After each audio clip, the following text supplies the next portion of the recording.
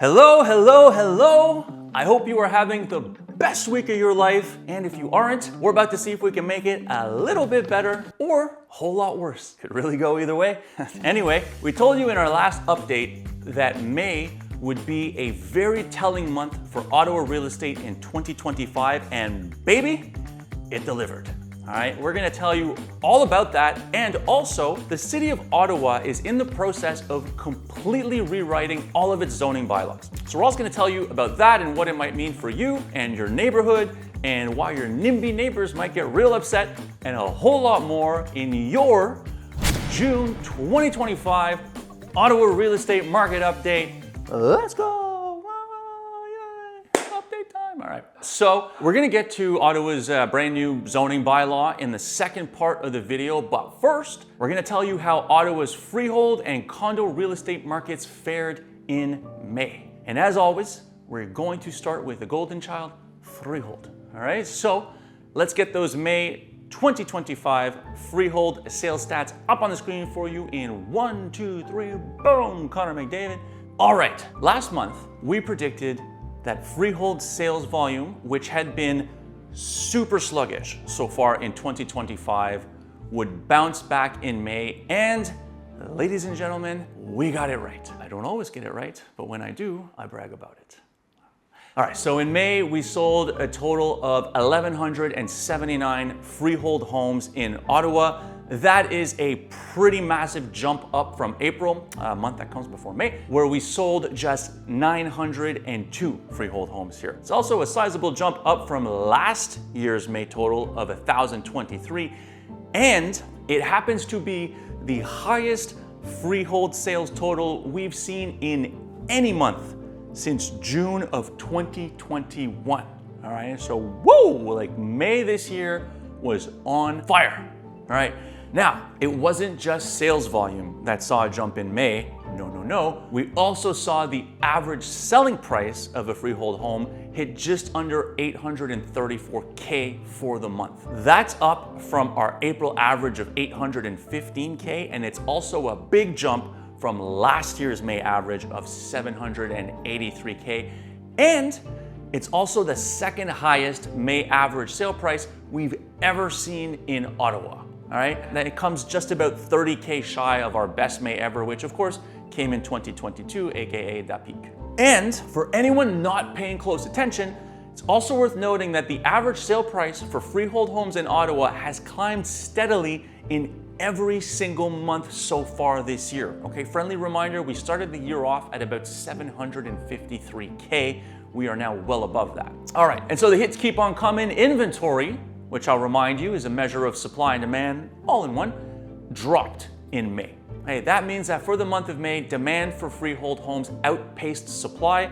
We started May off with just about 2.5 months of freehold inventory, and we finished with just 2.2 months of freehold inventory. And I will remind you, as always here, that anything below like 3.5 to 4 months of inventory is considered to be an indicator of seller strength or of a seller's market, all right? Now, moving on to our other two indicator stats, the sales to new listings ratio for May was about 51%, right around where it was last month. That falls right in the middle of the range you'd expect in a balanced market. And finally, our average time to sell dropped from 27 days in April to 25 days in May. And once again, anything below 30 days here falls within seller's market range. So, what do we make of the freehold market as a whole? Well, right now, I classify our freehold market as a seller's market overall, but only for quality properties, okay? Quality is like so hot right now. Good properties, so like the turnkey, good neighborhoods with good layouts and that are priced relatively fairly, those are moving very well, very fast, okay? And they're typically selling for more than they would have at any point in 2024 or 2023. That being said, properties that have glaring issues, whether they need a ton of work, they've got a really challenging layout, they're in a less desirable location, or they're just way overpriced, those are not necessarily flying off the shelves right now, okay? So in spite of the strong stats, the 5 Ps of real estate still really matter right now. And those 5 Ps, of course, are preparation, presentation, pricing, promotion, and Papineau. I don't make the rules, all right? I just follow. One last thing very quickly before we jump to condos, and it's gonna be a little bit of a rant here, so bear with me. A few months ago, a reputable brokerage in Ottawa, and one that I will say I do respect, put out a very doom and gloomy report about the high number of active listings that Ottawa had at the time. Okay, it was something along the lines of, this is the highest number of active listings we've seen in Ottawa in however many years, a decade or whatever the number was, right? I'll be honest, I didn't read the full report. I stopped after the first few paragraphs because it became clear that it was not a very well-informed or well-written report.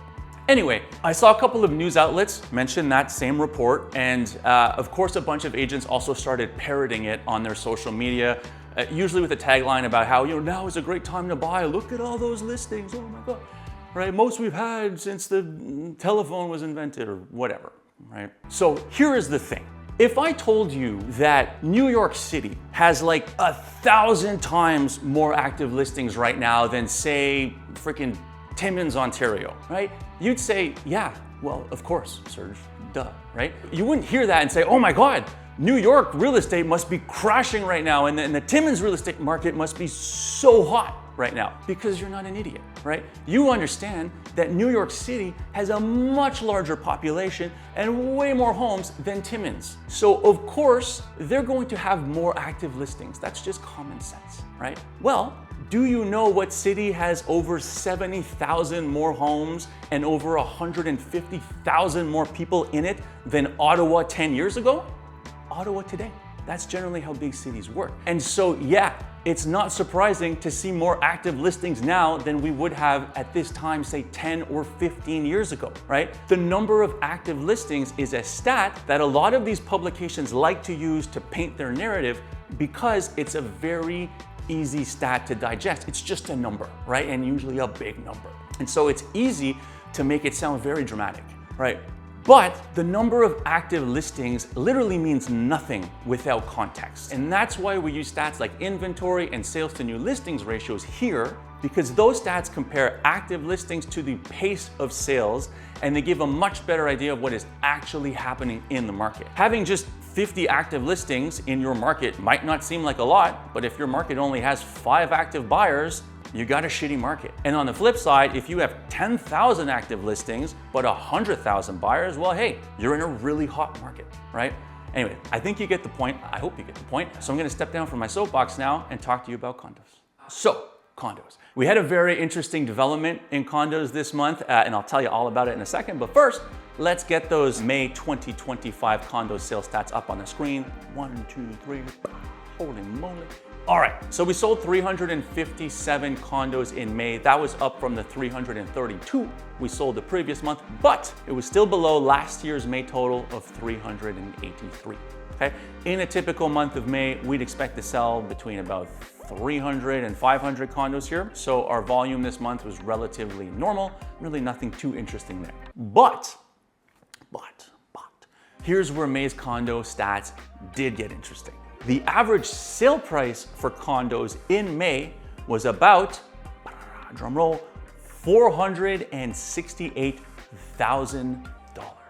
Okay, now, if you watch these updates, you already know why that's interesting, but for those who are new to these parts, the average sale price of condos in Ottawa has basically been flat for almost 3 years now, okay? In almost every single month over that span, our monthly average sale price for condos has landed somewhere between about 410K and 455K like clockwork. So to break out of that range this month is definitely newsworthy. Now, I mentioned that the average sale price has landed between 410K and 455K in almost every single month for the past 3-ish years. And that's because prior to this May, there had been one other exception. And that exception, my friends, occurred in May of last year, where the average sale price for condos hit 472K, right? So maybe it's just like a May thing, right? We got all excited last year when that happened and thought, hey, maybe condos are like making a move finally, right? But it was all short-lived. The following month, the average price fell right back into our usual range, and then it stayed there for the next 11 straight months until now. So is this just another weird blip, or is it a true positive sign for Ottawa's condo market? Honestly, it's hard to say right now. We're going to need a few more months to see how things shake out. That being said, I mentioned earlier that freehold prices have been steadily rising all year. When that happens, it does tend to kind of drag condo prices up too, all right? So when people start getting squeezed out of the freehold market, they will often turn to condos as the more affordable and more realistic options for their budget, right? And so the condo market gets flooded with all that big, reckless freehold money, and that can push prices up. Okay, it's a lot like when Toronto buyers sell their like 2-bedroom, 1-bathroom townhouse that backs onto a freeway for like 3.8 million, and then they come on down to Ottawa looking to buy, right? And by the way, if that sounds like you, allow me to just say that you are more than welcome to come tour any of my active listings anytime. We'd love to have you. Moving on here. Condo inventory remained perfectly flat in May. We started off at 3.06 months of inventory and we finished on that same figure. So supply and demand were fairly balanced for the month. 3.06 months of inventory does fall within seller's market territory, but as I mentioned in the past, condo inventory varies wildly right now across areas and product types. Townhouse condos outside the core enjoy pretty low inventory, whereas downtown apartment style condo inventory is very high right now and remains very high. Okay? Rounding up the condo stats for May here, the sales to new listings ratio came in at about 45.5%. That falls on the low end of what we'd expect in a balanced market. Anything below 40% would be considered a buyer's market indicator. And then the average time to sell for May was 32 days. Also just barely in balanced market territory, but this time closer to the seller market side of the spectrum. Again, anything under 30 days considered an indicator of the seller's market. So kind of a mishmash for condos this month. Once again, that really has a lot to do with the fact that we basically have two different condo markets within the city right now.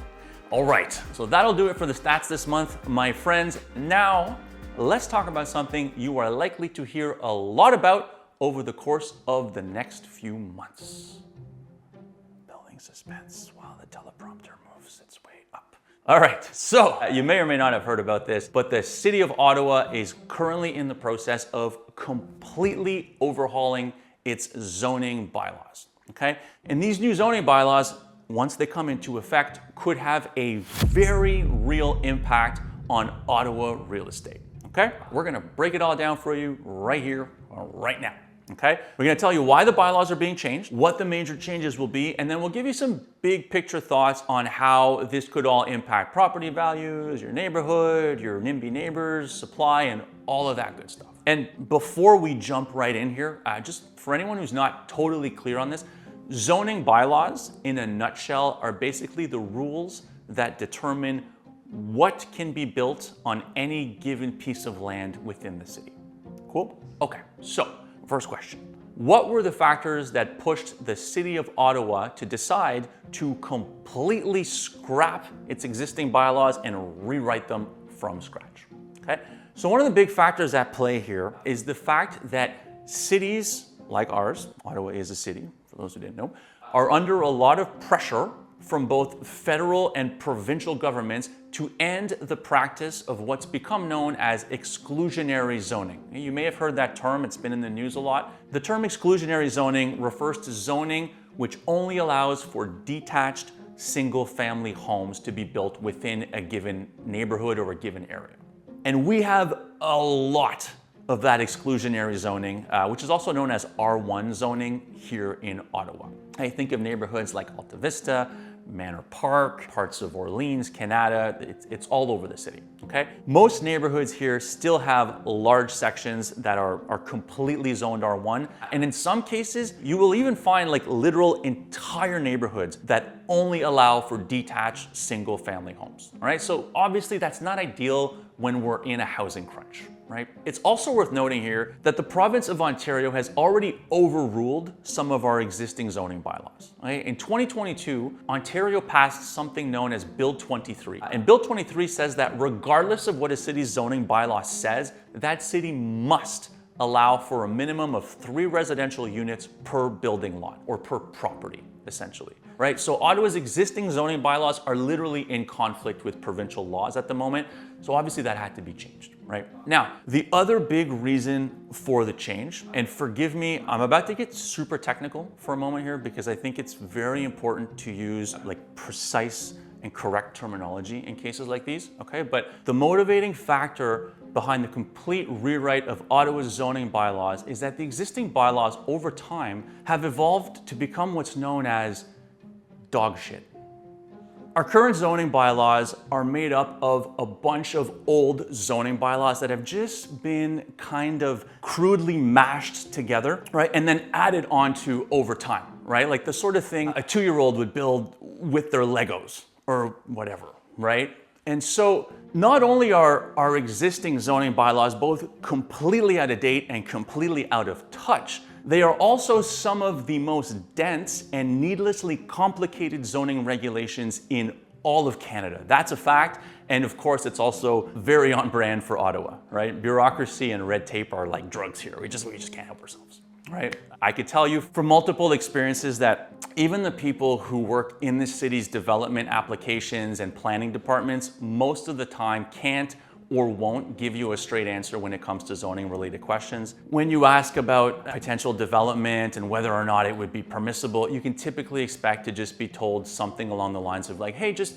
submit your application and we'll see what happens, right? We'll see what the council says, right? And so as you can undoubtedly imagine, that level of complexity and ambiguity combined with the exclusionary nature of our existing zoning bylaws have contributed in no small way to our current housing crunch. And it's also led to a lot of very costly urban sprawl, right? And so that, my friends, is why a new zoning bylaw is desperately needed, all right? Now, what are we going to do to fix the problems I just outlined? Well, in March of this year, the City of Ottawa released the second draft of its proposed new zoning bylaw. Okay, and if you're curious, you can find a copy of that draft somewhere on the City of Ottawa's website. A little hard to navigate, but if you look hard enough, you'll find it.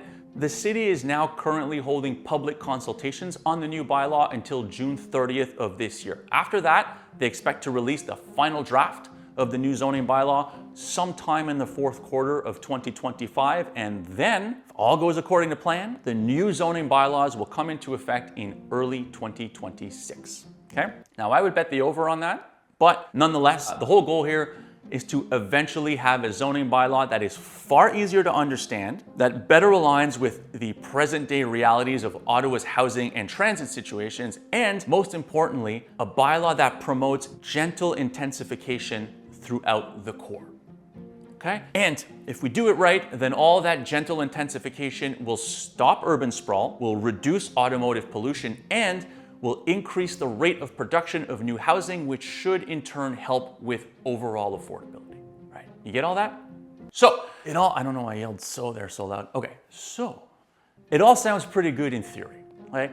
But how are we going to achieve all of these great things in practice? Well, here are the significant changes that you can expect to see when Ottawa's new zoning bylaw comes into effect. First, the new bylaw is set to eliminate minimum parking requirements. Okay, so our current bylaws will typically require a developer to have about 1 parking space per residential unit. It's not the same everywhere, but rule of thumb is 1 parking spot per residential unit. And so when you're building, you end up having to section off a portion of your lot for parking, right? Which obviously then reduces the total number of residential units you can fit onto that lot, right? So this is not to say that new development won't include any parking, right? They're gonna build it in a way that makes sense for the area. It's just that now it will be up to the developer to decide whether or not parking is actually required for that development and how much of it they actually think they'll need. I can tell you from experience, it's not uncommon to see a lot of these multi-unit properties downtown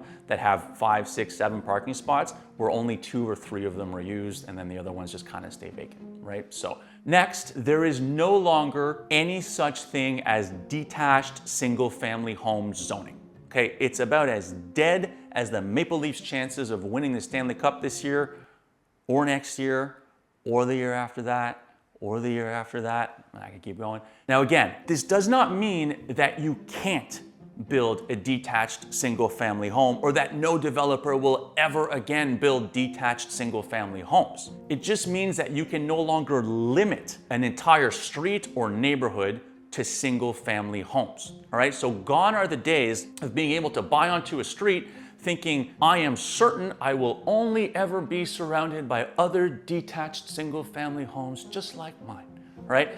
And that's because the new zoning is shifting the focus from the types of homes that you can build on a given lot, which is what we have now, to how much density you can have on that lot based on its size. Okay, so allow me to give you an example that'll illustrate what I'm saying here. And for any bylaw nerds who are watching, yes, I'm oversimplifying, okay? No need to correct me in the comments, it's just an example. But let's say that you and I each own a property on the same street, okay? And let's also say that our properties have the exact same zoning designation, but your lot is twice as big as mine. Now, the way things currently work is that the specific zoning designation that is assigned to both lots will determine how many units either of us can build. In other words, if the zoning designation for our lots allows for up to 2 residential units, then it means that I can build 2 units on my lot and you can build 2 units on yours, regardless of the fact that yours is much larger than mine. Now, with the new zoning bylaws, we're shifting from number of units per lot to number of units per 100 square meters of lot size. All right, so in our previous example, under the new bylaws, you'd be able to build twice as many units on your lot as I would on my measly lot. Now, it's also worth noting that the new bylaws will still impose caps on building height. Okay, so most residential areas will be limited to what's being termed as low-rise development, so like 4 stories-ish. All right, so just because your lot allows for, say, 20 units doesn't mean you get to build like a 20-story tower, right? And it's also worth noting that in the latest draft of the new zoning bylaws, the city did introduce unit maximums for some residential zones. That was a change from the first draft. But the lowest of those maximums is 4, okay? That all being said, even with those height restrictions and maximums in place, just about every single residential lot in Ottawa will now be able to accommodate anywhere from like 3 to 20 plus units once the new bylaws are in place. And last but not least, the new zoning bylaws will also allow and encourage more mixed-use development within neighborhoods. Okay, so you can expect to see more small-scale retail shops, restaurants, cafes, service-based businesses pop up within residential neighborhoods, right? The ultimate goal here is to reduce the city's dependence on cars by creating a bunch of 15-minute neighborhoods. And those 15-minute neighborhoods are neighborhoods where everything you need to live, work, and play, right? So like green space, parks, restaurants, amenities, boutiques, office space, etc. All of that should be available within a 15-minute walk or bike ride from where you reside, okay? So that last one is the one that has me the most excited. I think it could really transform the city in a very, very positive way while also promoting the creation of a bunch of new local small businesses, right? Right now, Ottawa's 15-minute neighborhoods are for the most part the most expensive areas in the city, right? Westboro, the Glebe, Hintonburg, Beechwood Village, etc., right? And then you have the suburbs, which generally require you to drive to everything, right? And where everything is really just a series of big box stores and chain restaurants in like depressing strip malls, right? So to kind of do away with some of that and replace it with local spots that will hopefully give each neighborhood more of its own unique character and flair. Now that, my friends, is a dream worth dreaming. All right, so that is the new proposed zoning bylaw in a nutshell. All right, now, before we go, I'm gonna leave you with a few parting thoughts about all of this, some optimistic and some less optimistic, all right? So, first and foremost, these new zoning bylaws will absolutely increase property values in certain areas. Okay. In parts of the city where significant upzoning is expected, meaning areas that are set to shift from low density zoning to high density and or mixed use zoning, you can expect to see increased demand, especially for older homes on larger lots. All right, areas to keep an eye on are the older sections of the 4 major suburbs, major arteries and collector streets that run through neighborhoods, and anything that is relatively close to a major transit station. All right, next, I think you're going to see detached single-family homes become increasingly rare, especially in the core. If this new bylaw is implemented the way it's intended, and that's still a big if, more on that in a bit, I envision we'll start to see our overall supply of detached single-family homes shrink. Right? I expect a lot of these older detached homes will be redeveloped into higher density properties, and I also expect we'll build far fewer than we used to. Now, if I'm right about that and detached single-family homes become increasingly rare, that also bodes well for their values over time, right? So, a little bit of a double-edged sword there. All right, moving on, we're kind of going rapid fire here. While the new zoning bylaw is certainly simpler and easier to follow than the current bylaw, I don't know that I'd call it simple or easy to follow in and of itself. All right? I mean, the second draft is literally about 320 pages long, and I would only expect that number will increase as we continue to make our way through, these public consultations that are set to take place again between now and the delivery of the final draft. And that brings me to my final and main point, and I'm gonna hop back onto my soapbox for this one. So, this new zoning bylaw, on the whole, promises to be a huge improvement over the one we have now, at least on paper. But here's the thing. That won't mean much or do much good for housing affordability in particular if the new bylaw just ends up being applied the same way the existing bylaw is currently applied. See, Ottawa has this tendency to be its own worst enemy for stuff like this, right? We just love our red tape and our bureaucracy and our NIMBYism, right? And so if you want to over-engineer the shit out of what should be a simple, straightforward process, then hey, put Ottawa in charge, right? Problem solved or problem created. Right? And so what ends up happening today to proposed developments, right, or development applications, is that they get stuck. They always get stuck in this seemingly never-ending loop of applications, consultations, public hearings, change requests, revisions, resubmissions, rinse, repeat, right? And this incredibly long and drawn-out process adds significantly to the cost of any project, right? And obviously those costs just end up being passed down to the consumer. And when the costs get too high, and the consumer isn't willing to bear them any longer, the projects just get canceled and then our housing shortage grows, right? And that's basically the vicious cycle we've been stuck in here for years now in Ottawa, all right? And for what it's worth noting that this is not just an Ottawa problem. Other municipalities have similar issues, okay? So in that vein, I have two fears here.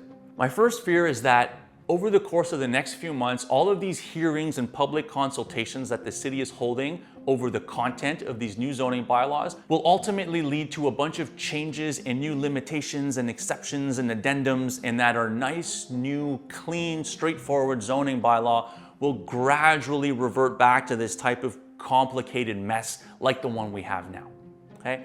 My second fear is that the bylaws will change on paper, but that the processes which are meant to support those zoning bylaws won't change at all.